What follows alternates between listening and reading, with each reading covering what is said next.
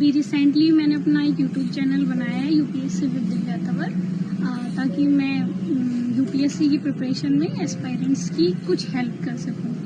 तो यूपीएससी की तैयारी के दौरान सभी एस्पायरेंट्स के दिल में मतलब कि मन में कुछ ऐसे डाउट्स होते हैं जो वो चाहते हैं कि किसी से पूछें या कैसे क्लियर करें। जैसे पहला डाउट होता है कि दिल्ली आना कितना ज़रूरी है। तो मुझे ऐसा लगता है कि दिल्ली आने और यूपीएससी में सिलेक्शन होने में कोई सीधा संबंध नहीं है। अगर आपको ऐसा लगता है कि आप घर पर रह के अपनी मेहनत से, अपनी ईमानदारी से प्रिपरेशन कर सकते हैं, तो मुझे ऐसा नहीं लगता कि दिल्ली आना उतना ज़रूरी है।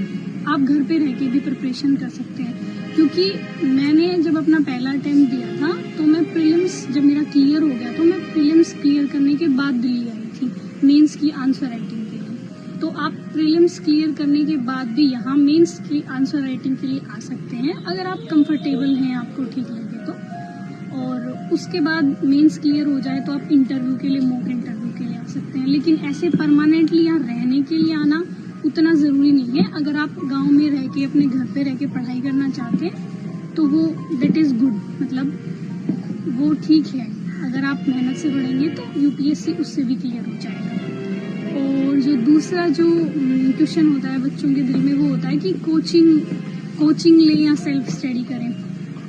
तो इसके बारे में मेरी सीधी सी राय ये है कि चूंकि मैंने कोचिंग नहीं ली थी तो मुझे कोचिंग के बारे में उतना सीधा नहीं पता है कि कोचिंग कितना % आपकी हेल्प कर पाएगी। लेकिन मुझे ऐसा लगता है कि अगर आप ईमानदारी से घर पे रह के भी विदाउट कोचिंग सेल्फ स्टडी करना चाहते हैं तो मुझे लगता है यूपीएससी की प्रिपरेशन आप कर सकते हैं।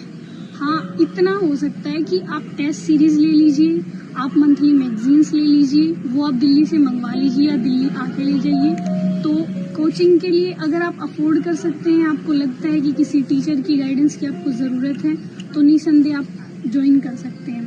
क्योंकि कोचिंग लेने से ये हो जाता है कि हमें थोड़ी एक डायरेक्शन मिल जाती है, आपके पास टीचर्स होते हैं आपके डाउट क्लियर करने के लिए। तो आपको लगता है शायद कि ज़्यादा ईजी होगा। नो डाउट वो ईजी होता होगा, लेकिन ऐसा नहीं है कि अगर आप कोचिंग नहीं लेंगे तो यूपीएससी नहीं होगा। तो इसलिए ये आपका अपना स्वविवेक है कि आपको कोचिंग लेनी है या नहीं लेनी है। दोनों चीज़ें सही है। अगर आप कोचिंग लेंगे तो वो ठीक है, पढ़ना आपको ही, अंततः पढ़ना आपको ही है, सेल्फ स्टडी आपको ही करनी है। टीचर पढ़ाएगा उसके बाद भी आपको ही रिवाइज करना है। तो आप अपने हिसाब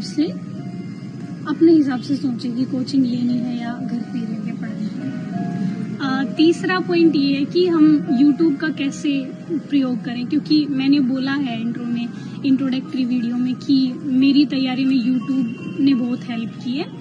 तो YouTube का आप ऐसे हेल्प कर सकते हैं कि जैसे आप एनसीईआरटी पढ़ रहे हैं या आप कोई बुक पढ़ रहे हैं, तो उसमें जो टॉपिक आपको नहीं आ रहा है वो टॉपिक आप YouTube पे देखिए। किसी ने तो जरूर वो एक्सप्लेन कर रखा होगा, किसी भी टीचर ने।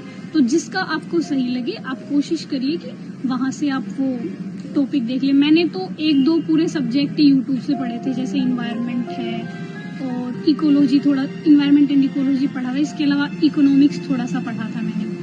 और 4th पॉइंट है डिस्ट्रैक्शंस, क्योंकि जब भी हम फ़ोन चलाते हैं तो हम जो चीज़ देखने जाते हैं उसके लिए हमारे पास बहुत सारे ऑप्शंस होते हैं। तो आप कोशिश करिएगा कि जो टॉपिक आप देखने जाए वही टॉपिक आप देखें, उसके अलावा दूसरी चीज़ों को अवॉइड करें। 5th पॉइंट है कि जो मुझे लगता है सबसे ज़्यादा इम्पोर्टेंट है और बहुत सारे एस्पायरेंट्स पूछते हैं कि मैम स्ट्रेटेजी बता दीजिए।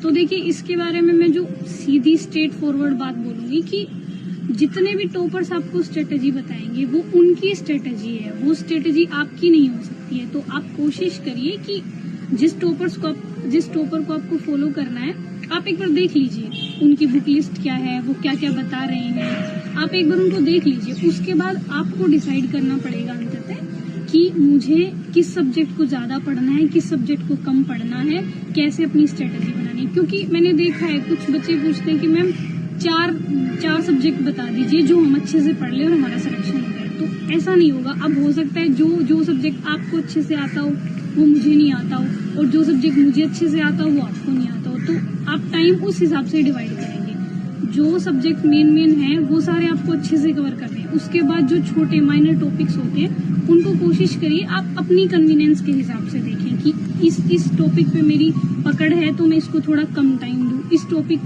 को मुझे ज़्यादा रिवाइज करना है, ज़्यादा टाइम देना है। तो आप अपनी स्ट्रेटेजी अपने हिसाब से बनाइए कि आपका बैकग्राउंड क्या है, आपकी स्ट्रेंथ क्या है, आपकी वीकनेस क्या है। हाँ, आप देख लीजिए एक बार जो टॉपर आपको ठीक लगे या आपको जहाँ से भी जिस टीचर से सही गाइडेंस मिल पाए आप एक बार उनसे पूछिए। उसके बाद आप कोशिश करिए कि आप अपनी स्ट्रेटेजी बनाएं खुद से कि मुझे इस टाइम में मुझे इतना पढ़ना है और इस टॉपिक को मुझे इतना टाइम देना है। और इसके अलावा जो मुझे एक और पॉइंट लगता है एस्पायरेंट्स का, वो बेसिकली न्यूज़पेपर्स और एनसीईआरटी से रिलेटेड होता है कि कैसे पढ़ें या ना पढ़ें। तो मैं सोच रही थी कि इस पर हम एक अलग से वीडियो बना देंगे एनसीईआरटी और न्यूज़पेपर के बारे में, जिसमें मैं थोड़ा विस्तार से बता दूंगी। तो लेकिन फिर भी इसमें मैं इतना बता सकती हूँ कि